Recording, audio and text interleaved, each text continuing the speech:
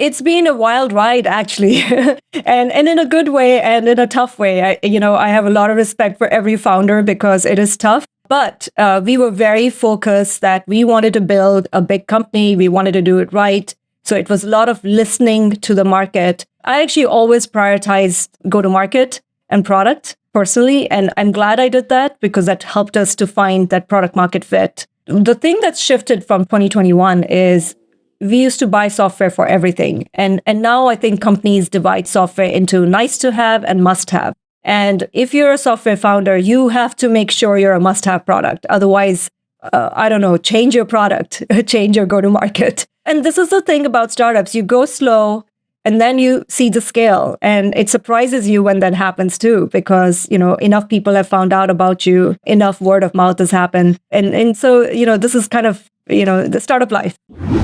This Week in Startups is brought to you by AssemblyAI. Get maximum value from voice data with AssemblyAI. Build powerful products and features for your end users on the industry's leading speech-to-text models. Get 100 free hours to start building at AssemblyAI.com/twist. Vanta. Compliance and security shouldn't be a deal breaker for startups to win new business. Vanta makes it easy for companies to get a SOC 2 report fast. Twist listeners can get $1,000 off for a limited time at vanta.com/twist. And Runway. Looking to uplevel your financial planning? Runway is the modern and intuitive way to model, plan, and align your business for everyone on your team. Sign up at runway.com/twist to get your first 3 months free.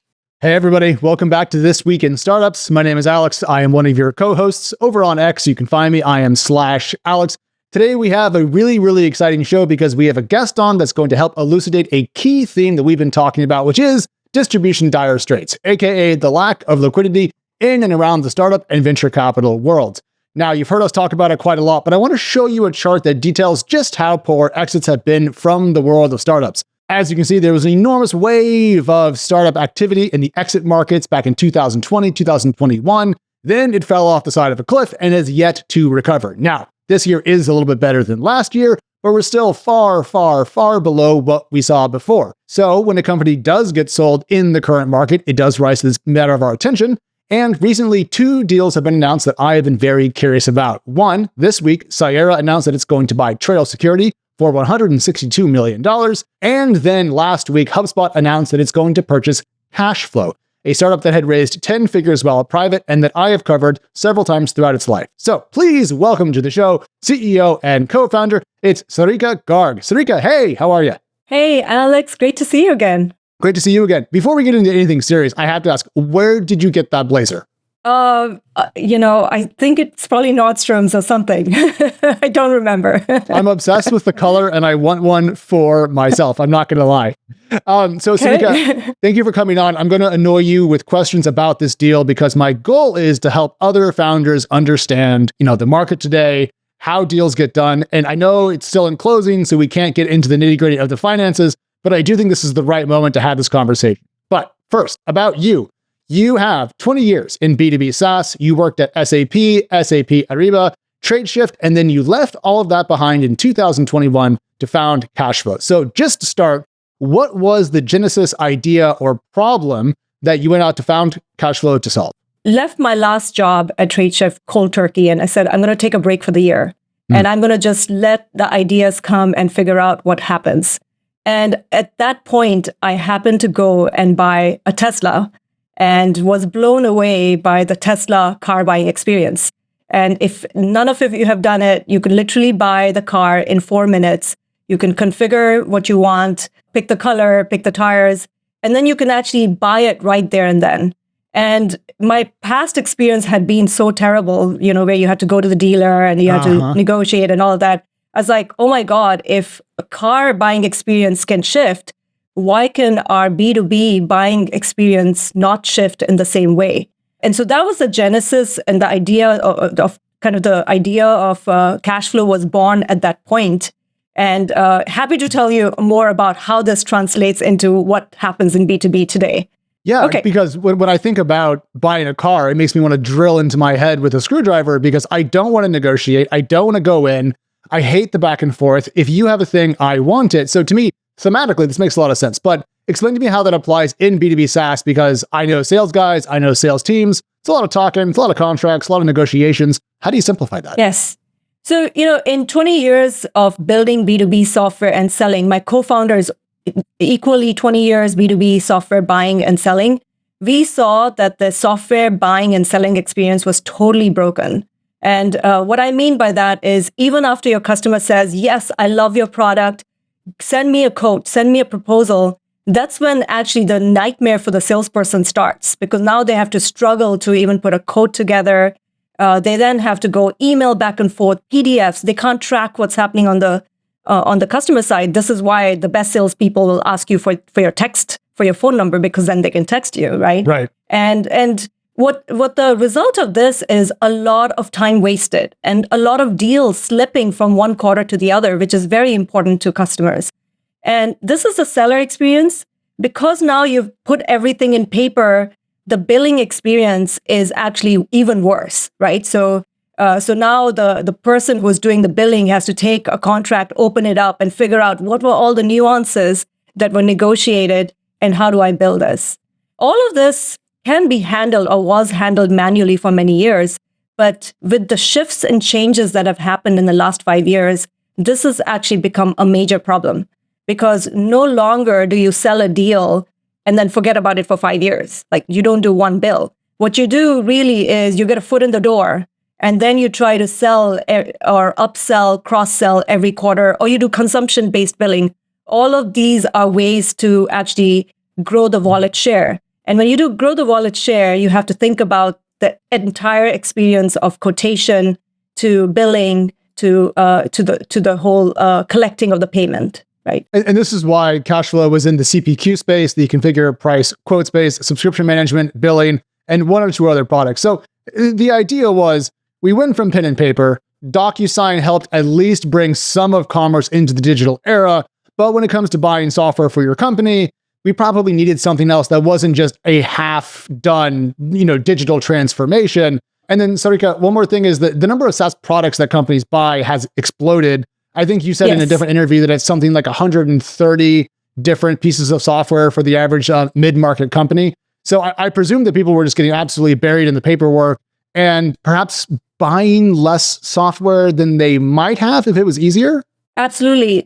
People getting buried, every department not being able to do their job without software, but wasting a lot of time. So what that meant is, even on the buyer side, there's people who are just trying to figure out how to buy software. And so it's just kind of a little insane, and actually needs to be simplified on both sides, the seller and the buyer. Yeah. So when we thought about this, the Tesla analogy is really good, but maybe another analogy is Uber, where you think about the driver as well as the person who wants a cab, right? So you think about both these experiences and simplify them significantly. Well, I hope it's better than the Uber passenger experience, because Uber loves to tell me to cross the street, turn around twice. The driver's not going that way. I kid. I love and use Uber. So you founded the company in, according to my notes, early 2021, but I wanted to double check that with you. That's right. And Alex, you covered us. November 2021 is when we launched. And so it's been only a few short years. Yeah. Well, that great segue, because I was going to say the first time we talked about this, September 21, you just raised $6 million. PitchBook, everybody, I didn't run this past her, but PitchBook says $26 million post-money valuation. And at that time, GGV's Glenn Solomon led the round. There's also Pelion Ventures and then the Nathree Futures Fund. GGV, Sarika, is now Notable Capital. So if people are confused by that, that's that. But talk to me just a little bit about that first seed round. How far along were you? Were you generating revenue yet, or were you still putting for kind of first code to page? We were putting the first code to page. And really thankful. And, I had heard things like, if you're a female founder, there's a 2% chance that you will get funded. I did not have that experience. It was a wonderful experience where, because I think we knew what we were talking about. We had experienced this problem. And so Glenn, Pelion Ventures, Nathree Futures Fund, they all got behind us, and they've stayed behind us and been great advisors for us throughout the last 3 years. And then roughly 15 months-ish later, you raised what you then called a seed plus round. That was $10 million. PitchBook says it a $60 million post.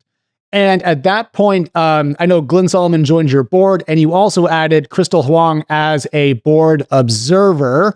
Where was the company at the point of your seed plus round in terms of commercialization? So we had built the first version of the product. We had design customers. We built the product with design customers. They were live, and we were just beginning to sell it in the market. And that's when we met Crystal, and she said, "I love what you're doing. I've studied this market. There is a shift that's coming, and so I'd like to do a round." So we did an early round, and that was fantastic to get her on. Yeah. Okay, are you worried that your startup is the only company out there that's not building with AI features? Well, if your company records or collects any voice data, I've got a secret weapon for you. AssemblyAI has the AI models you need to turn that data into new features that your users are going to love. So don't fall behind. Put this incredible technology to work for you. Whether it's podcasting, audiobooks, meetings, especially the virtual ones, and all the videos that people are constantly uploading, we're producing and consuming more voice data than ever before. If your startup is building a product that uses voice data, you need to check out AssemblyAI. AssemblyAI builds speech-to-text AI models that can turn your voice data into new product capabilities. All you need is voice data and a few lines of code. For example, Veed.io makes video editing tools that generate captions. That's what you see on all the This Week in Startups clips. That wouldn't be possible without AssemblyAI crunching the audio data. AssemblyAI's speech-to-text models are simple, accurate, and fast, and they've got the industry's lowest word error rate, 30% fewer hallucinations. If you want to put your audio data to work and build powerful AI experiences for your customers, head to assemblyai.com/twist and get 100 hours for free and join over 200,000 developers who are building amazing apps with voice data. Go to assemblyai.com/twist today. Okay. So then that was the last time you and I formally sat down and talked about the company, I believe, which means that I'm now nearly, a year and a half behind. So I want you to tell me about the progress of the company, how it was going out and getting customers. What was your normal customer profile? I'm just really curious about last year and this year's in-market performance. So it's been a wild ride, actually, and in a good way and in a tough way. I have a lot of respect for every founder because it is tough. But we were very focused that we wanted to build a big company. We wanted to do it right. So it was a lot of listening to the market and adjusting our go-to-market. So there are three things maybe that were really important. One is we wanted to make sure there was a huge, huge market. And for that, we had to really understand where is this market? How is it shifting? Is it changing? And we got validation for that, especially with AI or, kind of what I described of every company wanting to get a foot in the door. That shift we saw. The second was a team. And so I already had this wonderful co-founder who was ex-Salesforce, had built 3 companies before. And we built a team around us. We built a team of 30. And all of them were either ex-Salesforce, billing background or relevant background, but really the ambition to build something reimagined.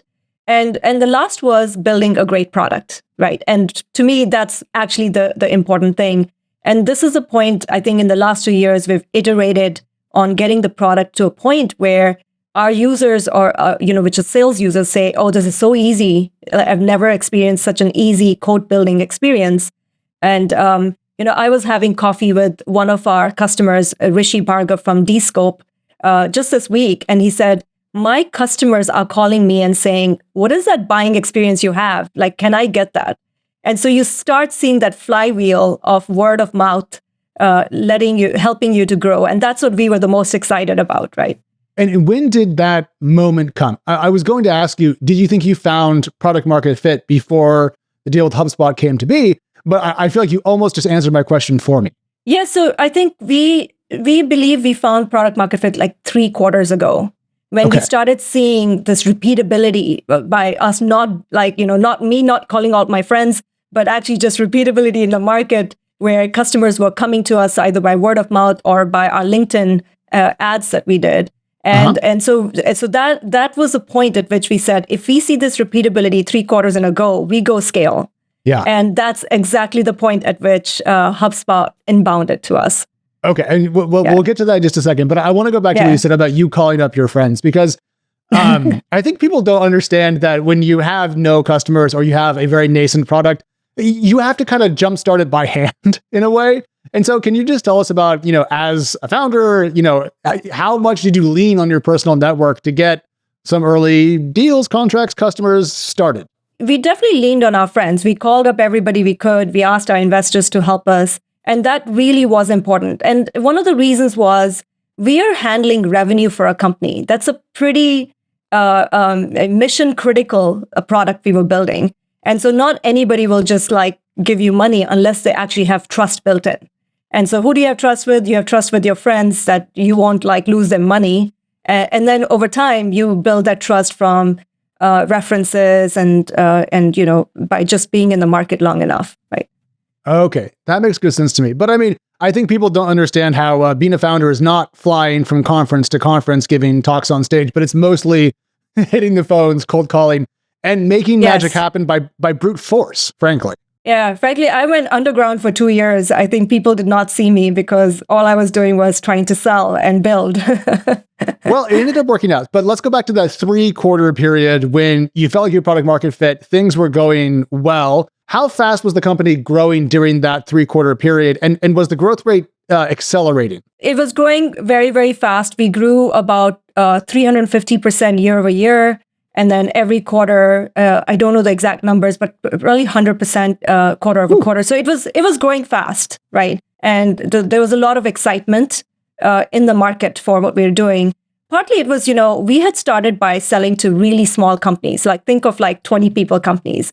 And what we found was a 20 people company doesn't necessarily have such a major problem in CPQ and billing. It's when you get to 50, 100, 200 employee size, that's when the problem becomes massive and you need a solution for it. Is that just because the sheer number of deals, both buying and selling, gets to be so large that the paperwork becomes too voluminous to be handled by hand? Yes, and also your sales team increases. So when you go from having just one salesperson to 3 to 5 to 10 to 20, suddenly now you need boundaries to give to your salespeople. So they're not, doing whatever they want to do, but they're staying within the bounds. And then you're giving this sort of very thoughtful experience to your customer, which is repetitive in nature. So you're growing 250%, 100% a quarter, exactly the type of thing that venture capitalists absolutely love to back. But HubSpot shows up and they kind of reach out and want to start talking to you. At that point in time, were you already thinking about raising the next round, or did the company still have enough cash in the bank that you didn't have to make a decision to raise or sell? So we had just started the process of saying, now let's go raise a round because let's scale. And that's exactly, the timing was almost perfect. That's when we started talking to HubSpot. And initially we were actually reluctant to talk to them for that reason. And so I can tell you a little bit of what I'm allowed to share here. Yeah, please. Initially we were reluctant to talk to them because we're like, hey, we want to build an independent company. Our goal has been to go IPO. But the more we talked to them, the more we realized their vision was very aligned to us. Their ambition of what they want to do in this space is very aligned to us. And of course, their distribution. 300,000 customers, who can argue with that? And yes. And so that was, and also I'll be amiss to say culture. I fell in love with the culture of HubSpot and was very aligned to how we had been trying to build the company in a very thoughtful way. And the CEO of HubSpot rose from inside the ranks, and I think she took over the reins back in 2021, if memory serves. Correct. I believe the co-founder and CEO had a snowmobile accident where he brought her up. He actually asked her to step up, and she's been fantastic. So Yamini Rangan, I did not know her so well, so I met her during this conversation. And it really, and I wrote about this in my blog, it felt like, oh my God, we knew each other for so long because she had a very similar vision to what she wanted to do in this space. But when I think about HubSpot, though, HubSpot to me is, a public company. I've met both the original founders. People say nice things about it. To me, it has a kind of an SMB focus to some degree. But you mentioned earlier that, you found that it's at the 50 to 100 person company size that Cacheflow made more sense. So is there any tension between you guys seemingly going slightly up market and then the HubSpot customer base? Upmarket is a relative term. When I was at SAP, upmarket was Fortune 500. When we talk about upmarket in terms of cash flow, it is still very much in the M in SMB, which is where HubSpot thrives. And HubSpot actually handles customers from 2 employees to 2,000 employees. So we're like the perfect fit. In fact, 50% of our customers are HubSpot customers, and they're the ones who probably loved us the most. So it made a lot of sense here. That's a question that I was going to ask, because if HubSpot managed to reach out to your company when you were just starting the fundraising process, it means that their corp dev team is either the luckiest group of people known to man, or they had some sort of line on the company. And so I'm curious, actually, if it was your shared customers that might have pinged their radar about Cacheflow and made them interested in you. I'm always curious about what was the first conversation inside of a larger company before they bought a smaller company. Like, what was that spark moment, if that makes sense? As most things in life, it was not really planned or thoughtful or anything like that. It was actually a VC I was talking to introduced me to the corp dev person. And I said, oh, okay, why not? I know they have a fund too, I'd like to talk to them. So it was not a very, well thought, like it was not something we were strategizing or anything like that, right? Founders, do you want to sell to bigger customers? I know you do. You got to get that ACV trending up. And you want to push your churn down, right? Sounds good. But to sell to those big buyers, you need to clear all of these compliance checks. You know that. That means you got to have things like SOC 2 sorted out. What's SOC 2? It's a standard and ensures that companies keep their customer data safe. And if you aren't SOC 2 compliant, you can kiss those big deals goodbye. You're not going to land the lighthouse customers. You're not going to be able to operate at the highest end of the market, but Vanta makes it really easy for you to get and renew your SOC 2 compliance. On average, Vanta customers are compliant in just 2 to 4 weeks. It can take months without Vanta. And they automate compliance for GDPR, HIPAA, and more. So you can sell to bigger customers in whatever markup your startup is going after. Vanta is going to save you hundreds of hours of work and up to 85% on compliance costs. Stop slowing your sales team down and use Vanta. Get $1,000 off at vanta.com/twist. That's vanta.com/twist for $1,000 off your SOC 2. So tell me about the round you were thinking about raising. I presume this would have been a Series A? That would have been a Series A, correct. And just for the founders out there, you had raised 16 before. Were you shooting for probably a $20 million Series A? Yeah, I think anywhere from 10 to 15 is what so we smaller than I was thinking.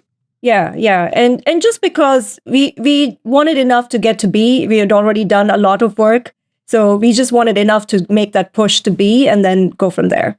And then, because a lot of people ask us about the Series A bottleneck or crunch or whatever it was, what were you going to prep for that roadshow, going out talking to all the VCs? What were you going to highlight? What were you going to stress? And were there any weaknesses in the business that you were thinking about how to communicate to the venture classes? So, I think it was a combination of telling our story of why this is special and why this is very huge. Mm-hmm. And then secondly, the numbers, right? And when you're going for Series A, it definitely is your numbers count. And, this is actually one of the things we definitely thought a lot about. So what were our weaknesses? And we were like, every AI company is getting funded right now.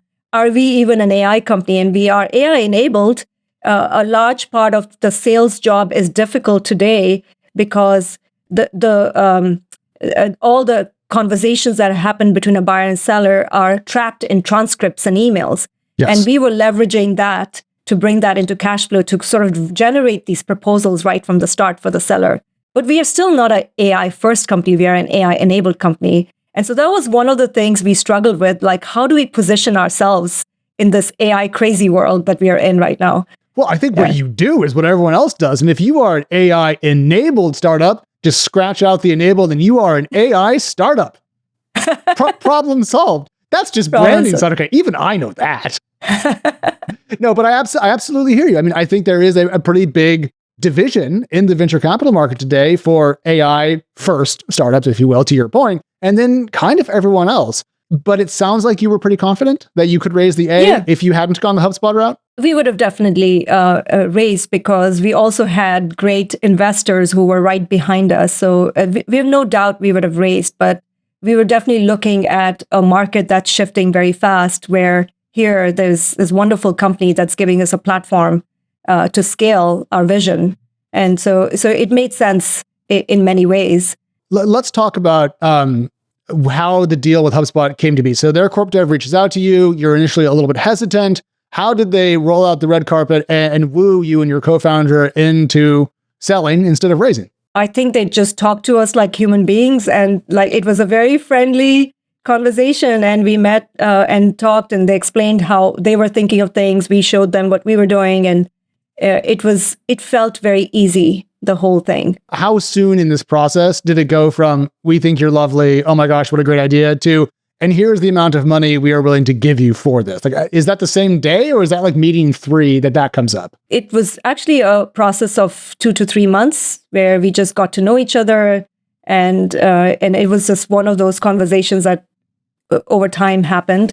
I see. So it was not a 1 week process. It was actually a longer process, but more like, hey, maybe we can be partners. Maybe we might acquire, we might build. Those were some of the things they were thinking about. Oh, so it was a pretty broad conversation to start, and then it kind of narrowed over time to the deal. Okay. Well, I mean, I get them wanting to buy you now, because if you did go out and raise an A and then worked for another 2 years and grew the business a lot, by the time you're ready for your B, the company's value would have been much higher. So, from your perspective, started the company, wanted to go public. How hard was it to say yes to an exit that was much earlier than you had planned throughout the life of the business? These things are always bittersweet, right? Yeah. You always start with a big dream. But having said that, I am thrilled, and I know my co-founder is thrilled, and the entire team is thrilled, because we see this not as closing doors, but we see this as having a bigger platform to take the same vision we have and to get there faster, actually, right? So there's definitely a lot of excitement here, and I can't. The HubSpot team is totally amazing. There's more, but once you take on venture capital, you have friends in the car with you. You're not just driving alone. Were your backers as enthusiastic about selling now versus staying later? Because if they bought in the seed round, they were mentally prepared for a 10, 12-year journey to an IPO. This is a very short time to exit. Most companies are in this for 10 years, maybe 15. And so our investors were extremely supportive. And interesting. And it actually surprised me. They were whether that's Glenn or Crystal or Pelion Ventures, Chad, they were all in it. They helped us think through it. They helped us make the right decisions, and really thankful for them. And they still are, by the way, right? I'm trying to figure out why they would be so, well, VCs need some exits. Everyone needs to show some DPI instead of just TVPI. But I mean, I don't know. I think I would struggle to let one of my fast-growing investments that looked like it had tons of breakout momentum to exit this early, because I don't know. I'm greedy, I think, Sarika. Like, I feel like you had like a heater, and so to me, it's almost surprising that founders who are like ready to go the distance end up taking an earlier exit. But I guess with culture, with product, with goals, and with a pile of money, it adds up to enough to get you to change your direction. Okay, that helps. Yeah, and I do think, first of all, this is a question for the investors, but I definitely think they were very focused on doing the right thing for Cacheflow, the team, the vision, and that's how they approached it, right? Okay. Well, I mean, that's literally being founder friendly when the rubber meets the road. So points to them for that. Now, one thing that comes up a lot when I talk to other founders, other VCs, when they think about the market for M&A or even going public to some degree, is there's an overhang of regulatory risk. There's been more strident antitrust activity. People love to blame Lina Khan over the FTC for crushing the exit market. But yet here is the exact type of deal that I think people want to see more of. And so I'm curious, did antitrust concerns ever come up in the buildup to the deal or the deal's agreement with HubSpot? So I can't speak for the HubSpot side of things. We are a smaller startup. I think the antitrust conversations happen for much, much larger deals as far as I understand. So that was never a concern for me personally. Well, then it sounds like people, if you do want to sell your company, you can, as long as it's not the size of Figma. Seems like some people are blaming Lina Khan for their own, maybe the blame's not always landing on the exact right place. That's what I'm thinking. As a founder, there are some crucial questions you got to ask yourself. Do you know how your hiring plan impacts your burn rate? Do you know how much cash your startup has right now? Are you living in spreadsheet chaos? Well, If you want to have the answer to every investor question before they ask it, you need to check out Runway. This product is extraordinary. They've completely changed the way startups handle their finances. By the way, what an incredible domain name, huh? Runway.com. I'm talking to founders about the Runway all the time. Are you kidding me? Good job, Runway. So what do? It's elegantly simple. Runway connects your accounting, HR, and all your data sources so that you map growth accurately. Financial modeling that you can set up in plain English and ask questions to, and create reports for investors and your executives that auto update in real time. It's so simple, any department can use it, not just the finance department. So join a growing customer list that includes Superhuman, AngelList, 818 Tequila, and Revenue Cat. Just because you're a startup doesn't mean you can run your accounts on the back of a napkin. Come on. If you want a personalized demo, very simple, and it's going to blow your mind, by the way. Runway.com/twist and sign up to get 3 months free right now. That's kind of a special offer, so let's take advantage of it. Runway.com/twist. Let's talk about the Nathan Futures Fund. So back when you raised one of your early rounds, I wrote at the time that you had emphasized the importance of having a diverse cap table. And you had said that there's a very slim percentage of US venture partners that are South Asian women. And so you wanted to get them some allocation in the deal to help change that. So I'm curious, did the early exit kind of fulfill your goals of basically cutting the Nathan Futures Fund into the cash flow journey? Yes, 100%. And, I've been talking to Maithili, who is the CEO of the Nathan Futures Fund, and she's very excited. This is a great exit for all the women, the 400 women who are invested in that fund, for sure. 400 women. How much do I think, actually, let me correct myself. I think it might be 125 or something like that. Still, Yeah. And then I don't know if you can actually share this because it's not your concern, but like, do we know how much capital is in that collection, that 125 people? Like, if they committed to it, or is it more like an angel network? They've committed to it. I don't know the exact fund size. Okay, that's a really cool way to put together a fund. I think it's cool to see. And then, did they participate in the Seed Plus round as well? They did not. No. Okay, so they were in the first round. Yes. Still though, that's fast. I mean, no one else is getting exit, so 3.5 years is about as fast as you might be able to possibly hope for. I take that. And then I guess, for founders who are going through the sale process, is there anything that you've learned in the kind of like once you've agreed on the transaction and now you're going through all the closing stuff, anything there you can break out as a lesson for other founders who might find themselves in the same spot? I think the only thing I can say is we didn't try to posture. We didn't try to do anything unnatural. We tried to be who we are. We were very transparent. I think they were too as well. And that was the way it worked. And it's been good to stay that way. We've gone through this entire thing with very open communications. And I'm excited to do that versus like feeling like we're being, it's in any way uncomfortable, right? Sure. And then on the preparation side, when companies are gearing up to go public, they tend to hire a CFO, begin to kind of create internal GAAP financials, and really lock down their financial life. Earlier stage startups, definitely a little bit more loosey-goosey on the accounting side because they're small.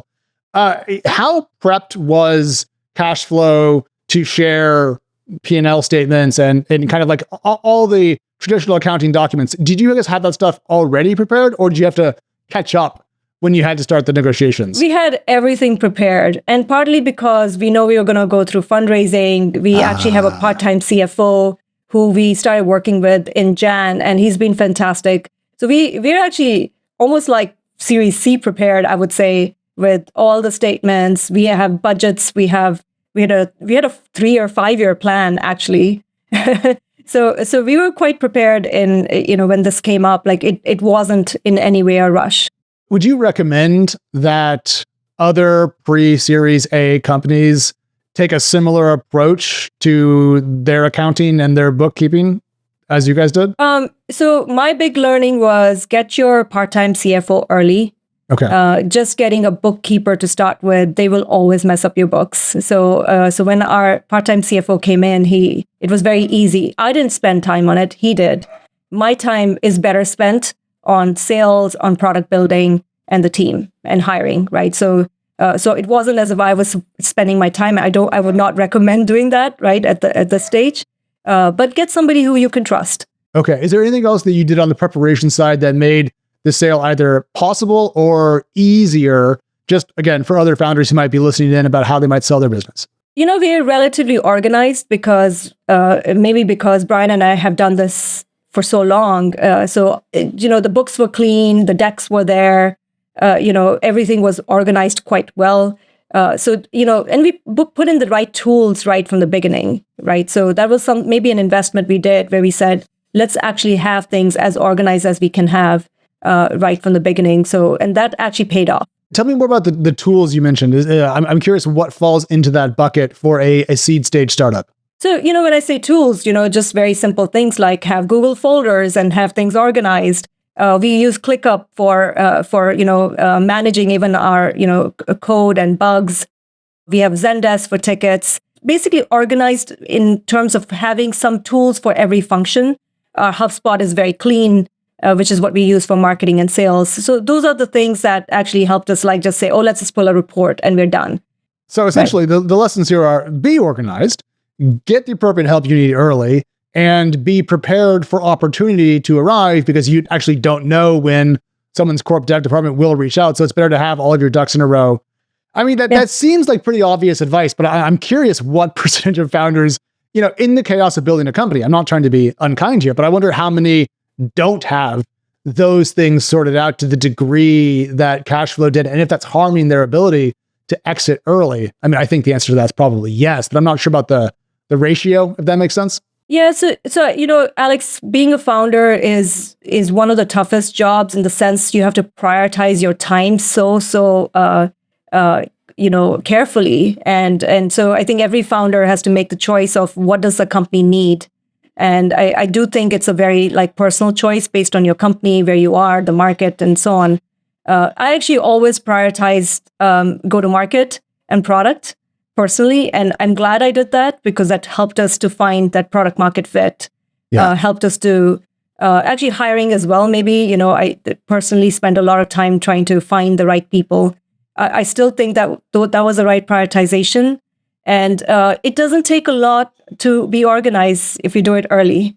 It's if you try to do it afterwards, it's messy, right? We have the concept of technical debt that we're all familiar with, that we all understand. I wonder if we should have a similar one for organizational debt. Like all of your documents are a mess. You have weird accounting or whatever it is. But I feel like we spend so much time thinking about how clean code is, but much less on how efficient internal operations are.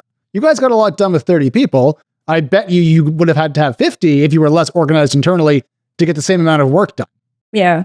Well, this is what SaaS software is solving for all the time. Let's get the inefficiencies out of the system. All right. Now, one last question about HubSpot, and then I want to talk about the market. I was going back through the release from HubSpot, and I believe you guys are going to be joining the Commerce Hub portion of HubSpot. And I'm not going to lie, I was actually not familiar with that. So, Sarika, can you just tell people what part of HubSpot you're going to plug into? So HubSpot is organized into hubs. They have something called the Commerce Hub, which they went to market with in 2023. It has payments and some billing capabilities. We are going to plug in and integrate with the Commerce Hub. So basically CPQ, billing, payments, all goes together hand in hand, right? And that's what we're going to build together. And then that'll, I presume, is a smaller part of the company, given that it's 2023, and then they'll roll that out to their existing customer base. Hence your point earlier about reach and the ability to hit more customers more quickly. Okay. How many of the 300,000 HubSpot customers do you think are going to be Cacheflow customers in 2 years? Or using Cacheflow technology, I should say. We hope a lot of them. And of course, as founders, we are very aggressive and we want to have all of them is the goal. Oh, well, we're going to have you back on in 12 months to see how this is going. And I'm going to hold you to that. And it better be about 299,000 that have made the jump when we get there. Okay, so the other thing I want to talk to you about is the market itself, because your company working in B2B software sales, I presume, had reasonable insight into the state of things. And what I've seen from a lot of companies is, compressing net dollar retention rates, slower growth rates, a lot more cash efficiency, but definitely a different era of software growth. And I'm curious, from building Cacheflow, if you've seen changes in buyer behavior And then if so, where are we today in terms of buyer sentiment for SaaS? 130 products per company already sounds like a lot. The thing that's shifted from 2021 is we used to buy software for everything. And now I think companies divide software into nice to have and must have. And if you're a software founder, you have to make sure you're a must have product. Otherwise, I don't know, change your product, change your go-to-market. And honestly, that's sort of what we found out, right? When you're selling to a 20 people company, CPQ is a nice to have product. Oh, but I if you see. sell to a 100 people company, they have a massive problem that they absolutely need you to solve. That's, I think, is a shift that's happened, that people are buying must have products only. And there's a lot of scrutiny, right? So we definitely geared ourselves to value sell and make sure we always assume that the CFO is going to be involved, that the head of sales is going to be involved, RevOps is going to be involved. So we actually crafted the deals with that in mind, right? And that really led to us finding that repeatability. And this is probably true in some form for every SaaS company right now. Well, no, I think it's absolutely right. People were talking about everyone trying to essentially downsize their overall SaaS footprint. The thing that's hard to tell from where I'm sitting is how much of that was talk versus how much of that was real.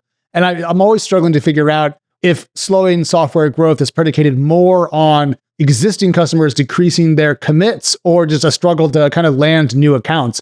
So from the Cacheflow customer base, what did you guys see in terms of shifts in buying behavior? Has it been people trying to like buy less or just fewer new accounts at the customers who use Cacheflow? We definitely saw people who were using like old technology, old CPQ, 15, 20-year-old CPQ technology coming to us and saying, give us something modern because it's actually cheaper, faster, easier, all of those. So we saw that sort of replacement cycle happening.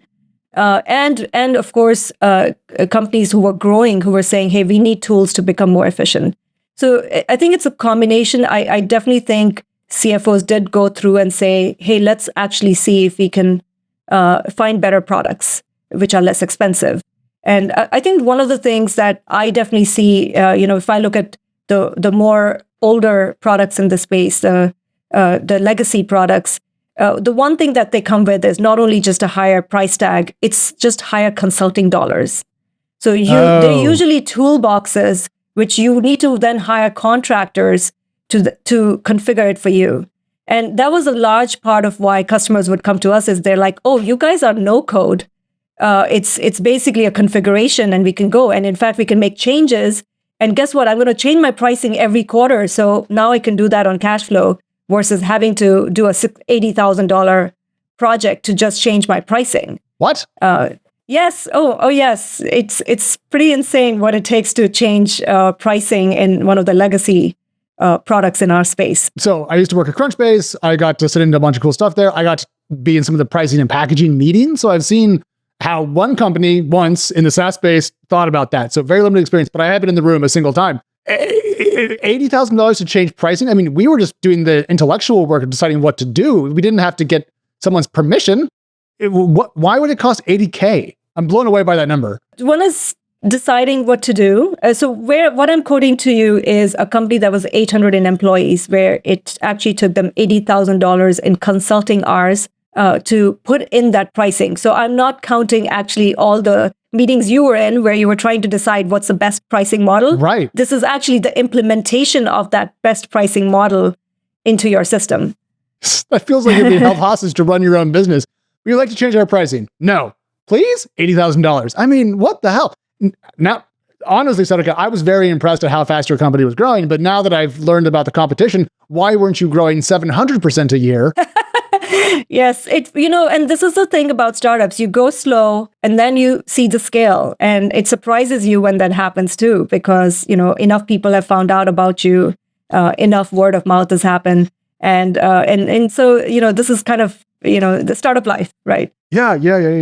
And then one last question about the market. I know we've talked about, need to have, nice to have, and all that. Were your customers at Cacheflow seeing, shorter quote to sales close times or any other kind of like metrics that impact SaaS performance were those getting better across your customer base, or were they getting worse as we think about the overall health of selling SaaS more generally? We saw it actually, our sales cycles did lengthen slightly in the last 3 quarters, but in general, we saw it being quite steady, honestly, the code to cash. Of course, with our product, we could, increase it slightly. The thing that surprised me that customers were excited about when they would implement Cacheflow is they couldn't see what was happening on the other side. So they could track when customers were looking at the code, and that actually helped them to get decisions made faster. So I know you're asking me the general question. I think everybody saw a slight decrease because more people got involved on the other side.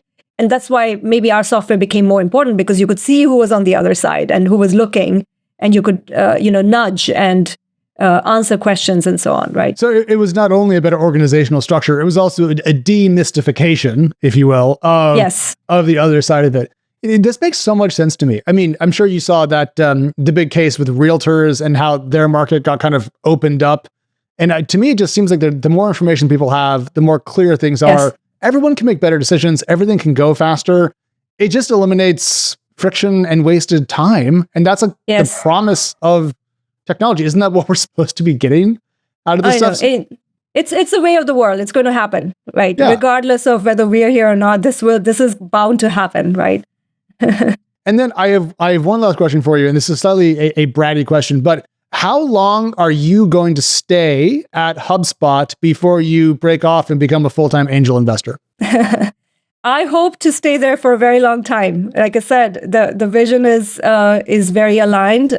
Love the team, love Yamini, love everybody there. So, let's talk in a few years. In my notes, I had this question way earlier on, but I'm going to throw it in now just because you reminded me of it. Cacheflow, in-office, remote, hybrid, what was your approach to building? We started during COVID, so we were totally remote. My co-founder lives in North Carolina. I live in Silicon Valley. Mm-hmm. So we started a remote company, and we said, let's go find the best talent wherever they are. And that really worked for us. And we have people in different states in Canada, but we've tried to keep it within the US time zone, and that's been very successful for us. So essentially from the Pacific Coast to the East Coast, up and down, but not too far north and east and west. I know my compass. I took orienteering in Boy Scouts. I'm not stupid. Whew, can you tell that I have Friday brain? It's been a hell of a week. Well, Sarika, thank you so much for coming on. I really appreciate it. Congrats on the sale. I will be looking at every single SEC filing from HubSpot just in case one of them gives me any information on the total value. But congratulations, and we'll have you back on the show in a bit to see how it's going. Thank you so much. Okay, I host every 6 months or so a workshop called Angel University. And this is where I teach people how to become professional angel investors. And the next time I'm teaching the course is on November 6th. And I teach it with my pal, Mike Savino. He's a partner here at Launch, one of my best friends. And it's based on my book, but everything I've learned since then. Obviously, I've invested in over 400 startups. And if you've met me for more than 5 minutes, you know that Uber, Robinhood, Calm are amongst the ones that I've hit that have gone supernova. In fact, Uber is considered the greatest investment over the last decade or two in Silicon Valley. Robinhood, doing fantastic as well. And Calm, not yet public, but another great company. In this course, I teach you the fundamentals, my personal philosophy, and then I compare and contrast it to what other people say. And the most important thing is, how do you source and decide which companies to invest in? And then how to evaluate those companies. I have a criteria. I have 13 reasons to invest in a company and about 30 reasons to not invest in them. We call those pink or red flags. Pink flag, it's something you can clean up. Maybe the cap table's a little messy. Red flag could be, a patent lawsuit that you don't think they could ever get out from under. And when we talk about those criteria for when you're picking a company, we'll also go into adding value as an investor in startup, and then portfolio construction scenarios, like how many investments do you need to have a chance at hitting an outlier? If you haven't read the power law, you don't know what the power law is, the Pareto principle. Go ahead and look it up. We talk about securing pro rata, very important, getting investor updates, what information rights are, and just so much more. We had 1,200 individuals join us for this workshop last year. We did 4 of them, so 300 people at each. Many of these accredited investors have also joined my angel investing syndicate, which is thesyndicate.com, and you get to see our deal flow. The workshop is open to all investors, whether you're retail or accredited, and all the proceeds of this go to charity. You can see a full list of the donations we've given at angel.university/charity. You can sign up at angel.university. So whether you're an accredited investor or non-accredited, or you're just interested in learning, visit angel.university to learn more and register. Again, the next class is November 6th. I'm going to be moving to twice a year for this because my schedule is very busy. So if you don't get in on November 6th, you're going to have to wait 6 months, clear your schedule, unless it's something really important for your family. You can take a couple hours and learn about how I make decisions and our team make decisions on which of these early startups to invest in. And it's not like investing in public companies where you can see how many subscribers Netflix has, or how many Uber rides were taken, or how many DoorDash deliveries occurred last quarter versus a year ago. No.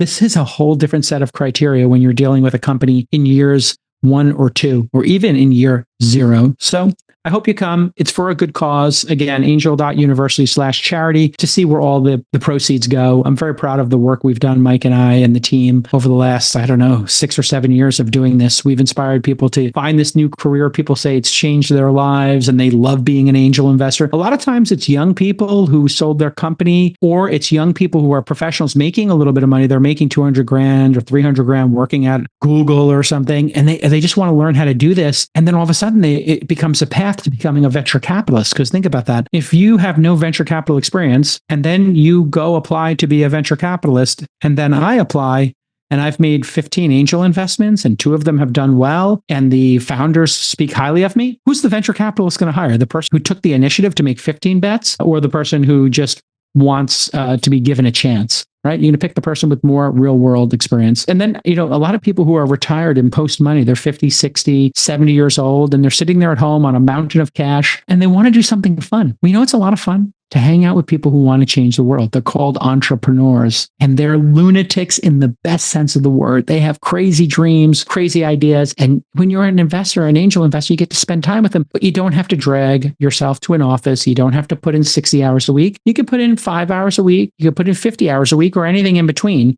Being an angel investor, you make your own schedule. You meet the most interesting people in the world. Sometimes you hit a big winner. Sometimes you'll lose. And that makes it just so exciting. And so I think it's like a better pursuit than going to Vegas and playing blackjack or betting on sports. I love the idea of betting on startups because you get all these non-financial rewards that come with it, which is you get to see where the world's headed. You get to see and you get to hang out with inspiring people and see their plans to change the world. It's just an awesome, fun career and pursuit, hobby, however you want to look at it. I hope you come. Angel.university.